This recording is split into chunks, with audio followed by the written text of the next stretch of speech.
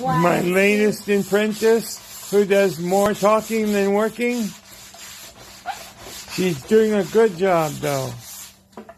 One day, maybe 10 or 15 years, she'll be a good cabinet maker. And I'm already old.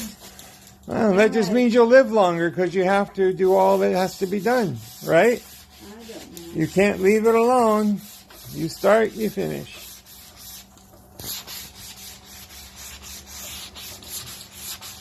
She looks so busy. I am busy. Very little girl with a very big trucker's hat. This is my love, and she is finishing staircase treads that will go in our new Victorian era stairway in our house. And she's doing one of the most critical parts of the whole operation. Is you got to have nice steps. If you don't, the whole thing's ugly. You see her working hard. She's using a sanding block.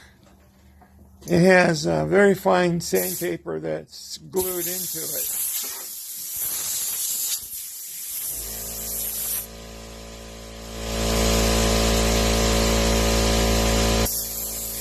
There you go.